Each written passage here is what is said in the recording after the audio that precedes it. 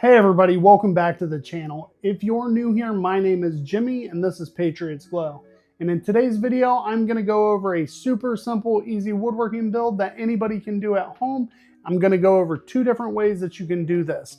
I'm going to use 2 cedar fence pickets, and I'm also going to show you another way where you don't have to have both fence pickets, but you can use 1x2 furring strips. Now in today's build, this is going to be a planter box, but if you think that planter season is winding down, I would like to disagree with you. We are actually heading into one of the best times that you can decorate your porch with this fall coming up, and right after that you can also decorate for your winter decor as well.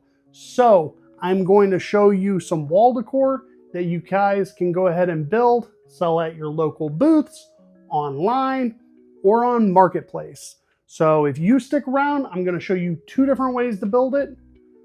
I'm going to show you one way to build it, and I'm going to explain the other way that you can go ahead and build it as well. So let's go ahead and get into this build. Okay, so all of these measurements are super easy. All we're going to do is clean the end of that board up, and we are going to make 3 20-inch cuts out of this board, and that's going to leave us just enough board left over to make 2 5-inch cuts, and that will use up almost the entire board. You're only going to have a sliver left. Just do your best to keep your fingers as far away from the blade as you possibly can while you're making those cuts. Safety first. If you don't feel comfortable doing it, don't do it. But I feel perfectly fine, and I take the longest part of that board when I make that cut. Now, before I come over here, I do actually take another 20-inch cut off of that other fence picket that I have before I come over here and I rip 1 1/4 inch boards down off of the rest of my fence pickets that I actually have. And I will do that with the rest of these boards because we'll need all of those. Now, once I have all of those boards ripped down, I will actually cut 2 of those boards down to 26 inches, and then the rest of those to 20 inches long.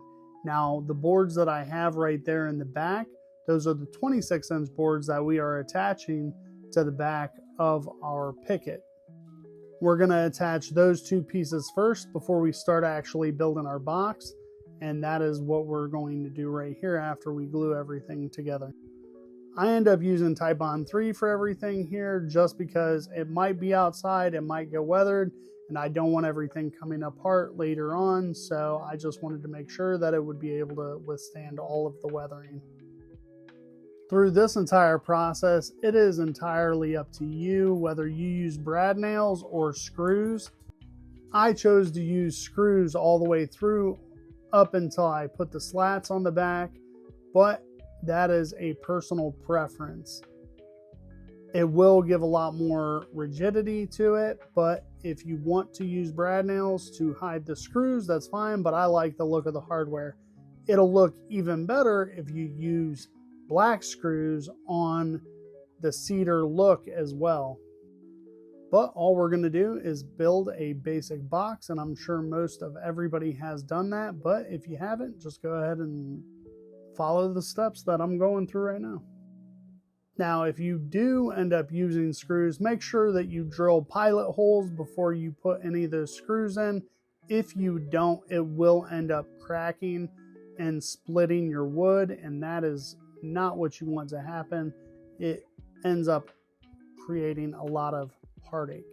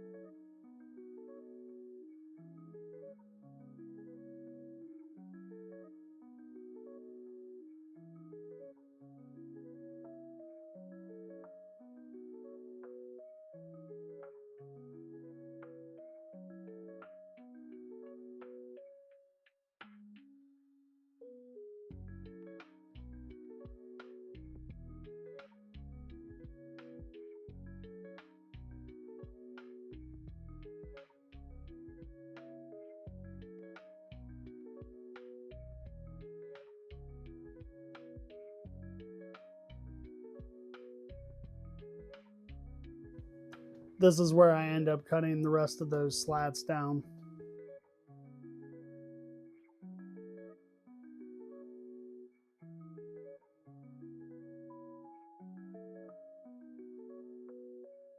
So I went ahead and added a slight design to the very top board here, and I'm going to cut that out on the bandsaw. You can do that however you want, or you don't even have to have a design on the top of your board.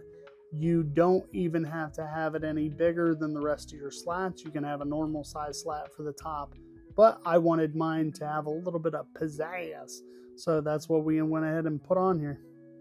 So once you have that top board attached, go ahead and just make sure that you have an equal distance between each of those. Put a little bit of glue on the back of every single one of those and either brad nail them in or screw them from the back so that you don't see any hardware, and you are good to go.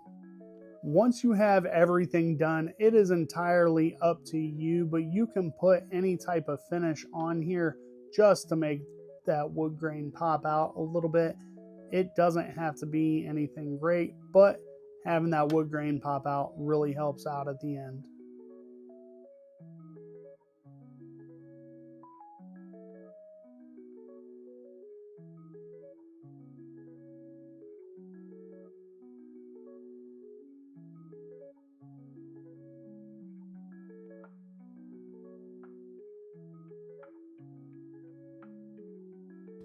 All right, so there you go. A super simple, easy build that anybody can do at home.